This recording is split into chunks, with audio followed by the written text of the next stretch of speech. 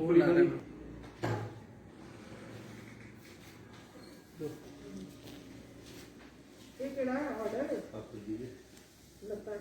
Virus जब आया ही था, डिटेक्ट ही हुआ था जैसे, तो आरएनए वायरस है। और ये आरएनए वायरसेस के बारे में जानी हुई चीज़ है। जैसे हमारे इससे पहले स्वाइन फ्लू एक वायरस आया था 10 साल पहले, तो हर साल उसकी वैक्सीन हम बनाते हैं। इस वायरस के बारे में भी ऐसी समझ पहले से ही थी साइंटिस्ट्स को कि ये फास्ट म्यूटेटिंग वायरस है।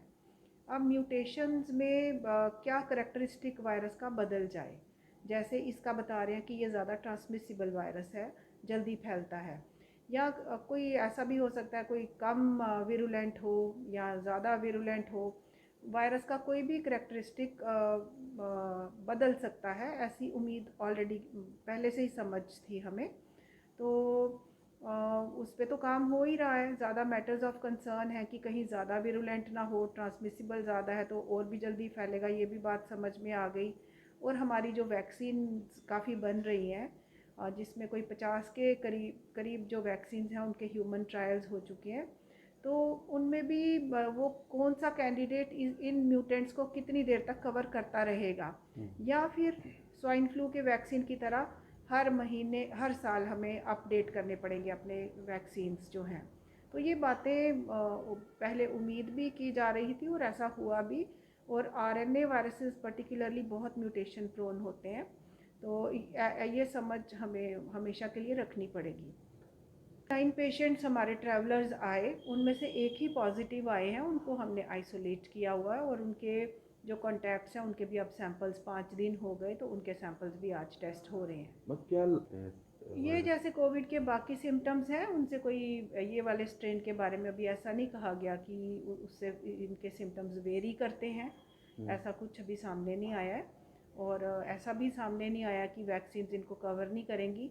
लेकिन इससे हमें और भी एक संदेश जनता को मिल जाता है कि जो कोविड अप्रोप्रिएट बिहेवियर है, आने वाले बहुत दिनों तक नहीं, महीनों तक नहीं, सालों तक हमें ये अपने व्यवहार में रखना ही है, क्योंकि बचाव ही इसका अल्टीमेटली इलाज है। और अपने आप को बचाने के आसान तरीके जो इस पैंडमिक को हैंडल करने में काफ़ी मदद देंगे। मैम इस बार डिस्टेंसिंग, हैंड सैनिटाइजेशन और मास्क, क्या ये तीन ऐसे है कि रेस्पिरेटरी एटिकेट्स होने चाहिए, खांसना, छींकना, उसके लिए एल्बोज या स्लीव्स में खांसना है। वैसे ही जैसे कोविड के लिए बाकी प्रिकॉशंस थे, वो जनरल प्रिकॉशंस जनता को समझ आना चाहिए कि और इंटेंसिफाई करने की ज़रूरत है।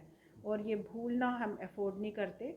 और ये भी मान के चलिए कि हो सकता है कल को ज़्यादा सीवियर डिजीज़ करने वाला वायरस आ जाए जिसमें डेथ्स ज़्यादा हों। ऐसी स्पेकुलेशंस हमेशा रखनी है हमें मन में, और अपनी प्रिकॉशंस को याद रखना है, ताकि जो इसकी रोकने के तरीके, पैंडमिक बढ़े ना, वो तो कोई दूसरी राय ही नहीं है कि हम ये भूल जाएं और इसको बढ़ने दें।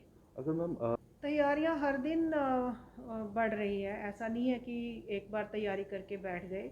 ये बेड स्ट्रेंथ हो गए, ऑक्सीजन पाइपलाइंस हो गई, वेंटिलेटर्स हो गए, मॉनिटर्स हो गए, इंटेंसिव केयर सर्विसेज हो गई, दवाइयों की सप्लाई हो गई। ये कॉन्स्टेंटली बढ़ाए जा रहे हैं। इनको ऐसा नहीं कि स्टेटिक या कम किया गया है कभी भी किसी स्टेज पे अभी।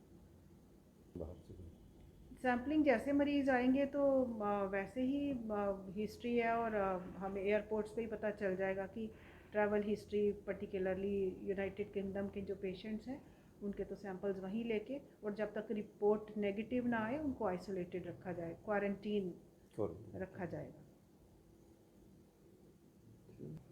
जब से कोविड सामने आया है, लोगों को एक ही मैसेज है, बार बार है, और हर दिन याद रखने की ज़रूरत है कि मास्क पहने रखना है।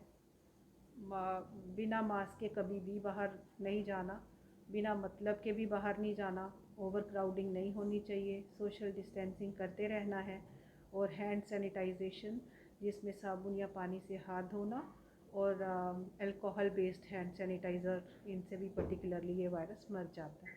तो कुछ भी यूज़ करें, यही प्रिकॉशंस हैं, पर फर्दर इंटेंसिफिकेशन की ज़रूरत है, और भी सीरियसली ये प्रिकॉशंस को ऑब्ज़र्व करने की ज़रूरत है।